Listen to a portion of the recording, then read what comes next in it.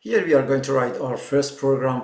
I just want to make sure that you have download Python on your computer if you are PC or if you are Mac. So you go to the file and actually when you go to your project, you can create a project. Here it is, create a new project.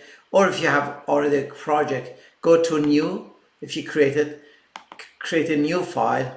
I'm going to say that the first lesson, or this is going to be variable. I'm going to say that, and then I name it as a Python py as a Python. Here it is. The first thing that you have to do it here. Let me see if it works. Just check it out if it works.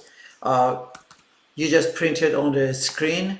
Hello on the board. That's the first one to see if it's working. And then you stay here and go to your current file. Here is going to be, and click here that says run the program.